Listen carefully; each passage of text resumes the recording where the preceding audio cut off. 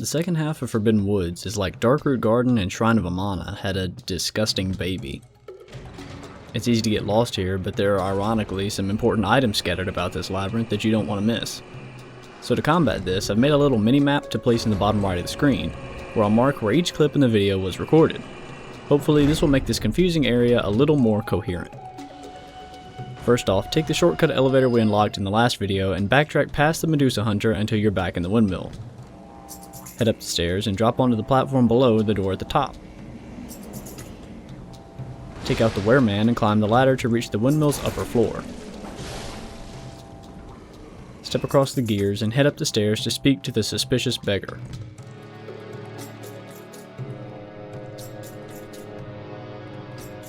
Whoa! Blimey, don't scare me like that. On a night like this, I took you for a monster. Oh, thank the stars, you're fairly normal. Was it you who put down that awful beast? Ooh, that thing had me trembling, frozen in my boots. And then you came along. Well, if you're a hunter, then would you know of any safe havens? Oh yeah, of course not. I should have known. This whole place is falling apart once again. It's the curse of Yharnam. In case it isn't clear, he killed these people, and if you send him to Odin Chapel, he will kill more. We now know Yosefka isn't to be trusted either, so that doesn't leave many options. But if you don't tell him of either location, he will stay on this roof.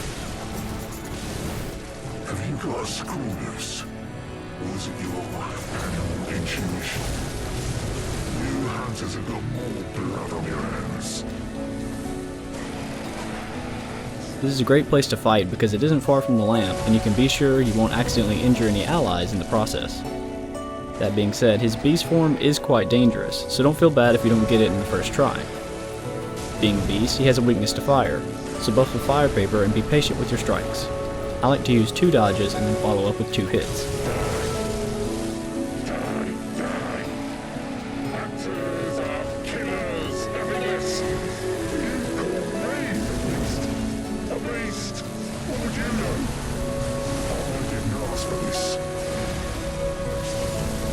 When he's finally defeated, you'll receive an upgraded beast rune as a reward.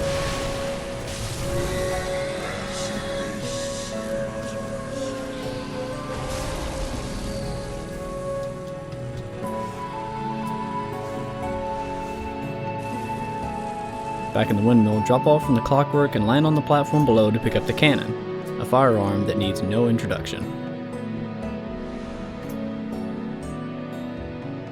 With that out of the way, head back towards the shortcut elevator and into the deeper part of the woods. It wouldn't hurt to buy some Molotovs and oil urns before setting out. Range attacks will really make a difference here. The first thing to notice is the cobblestone path through the center. To pick up important items, you'll have to deviate to the right and left sides, but if you get lost, just look for the path to get you back on track. The first enemy you'll encounter is the snakehead, or as some quite literally call them, snake balls. They're not exceptionally strong, but do inflict slow poison buildup, so don't let yourself get surrounded. If you're following the path, it won't be long until you encounter the giant snakehead. Naturally, this is a more powerful variety, that now has a ranged poison spitting attack. This one in particular can be led into the fire in front of it, but Molotovs also work if you prefer not to get close. Continue following the path until you see these overhanging trees. This is one of the few distinguishable landmarks in the woods, so use it to your advantage. Leave the path and take a right. A Medusa Hunter patrols around this area, so you may run into it here. It's already in its transformed state, so keep your guard up.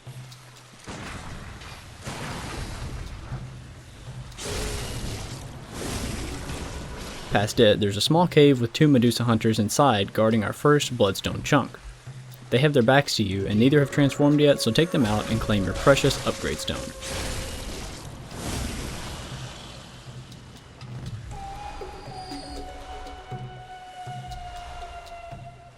Next, take the ramp to the right of the cave and follow it towards the giant snakehead at the top.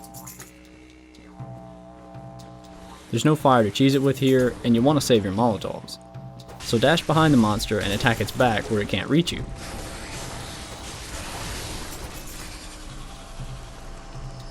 Step around the trees on the left and behind the giant gravestone to pick up the Clear Deep Sea rune.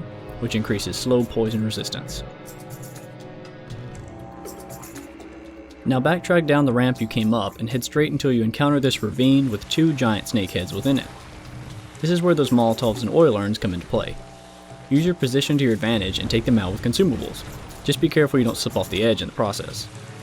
Once they're gone, hop down to pick up the Deep Sea rune, which is Frenzy Resist.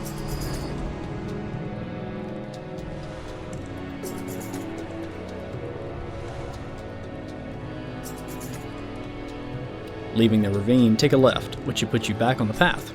Notice that you're on the opposite side of the overhanging trees now.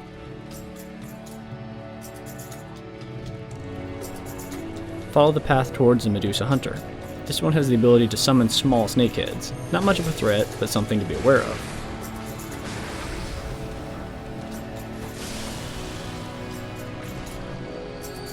The path eventually ends at a muddy swamp.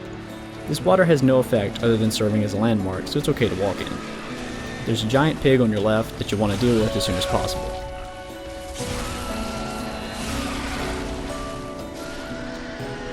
Continue past the pig to another muddy puddle, this time with fireflies above it. Head right up the ramp, past the Medusa Hunter, and up the elevator that places you back in the well-explored windmill. This is a great shortcut that lets you skip most of the forest nonsense if you die.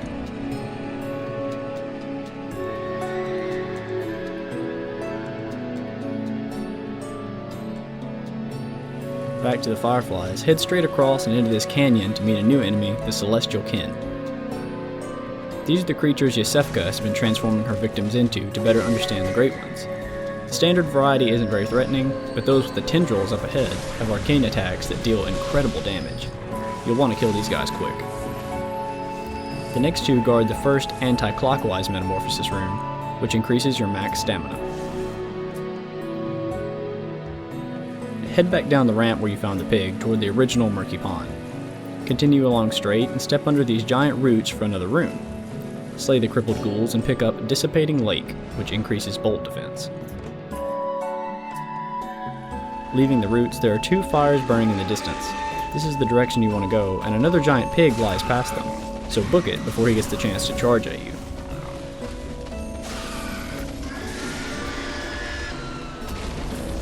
Past the second pig, the path splits into 2.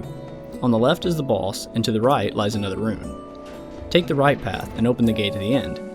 An untransformed Medusa Hunter wanders this courtyard, but if you're aggressive, you can probably take it out before it gets the chance to attack.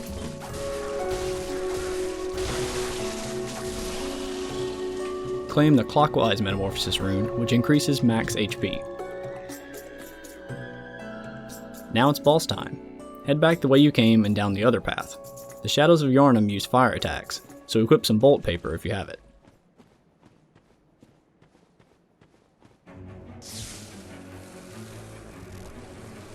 There are 3 bosses in this fight, and each one is a little different.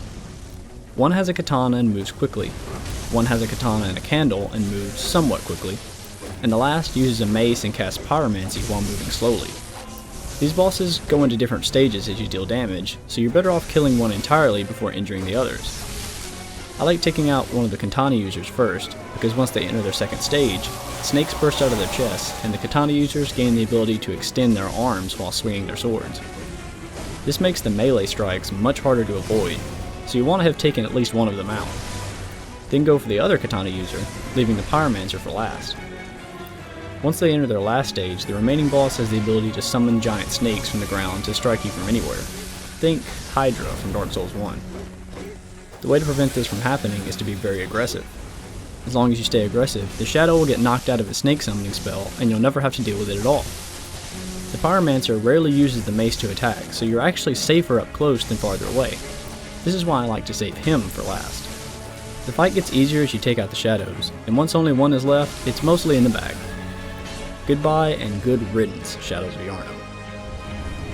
You'll obtain the Blood Rapture rune upon victory, which makes visceral attacks heal your character, as well as the Forbidden Grave lamp.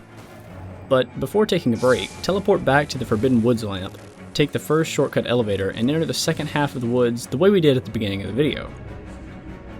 Take a left as soon as you can drop onto this platform below.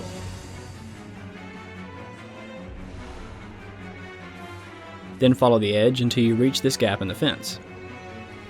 although it doesn't look it, you can make this jump to the platform on the other side of the canyon, which leads to the Graveguard Mask.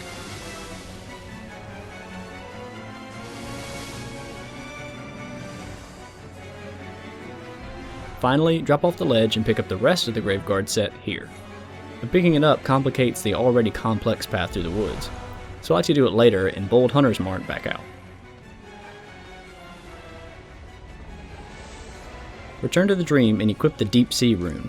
Most players want to keep this on for the rest of the game, because from this point on, Frenzy is going to come into play, and we'll need all the help we can get.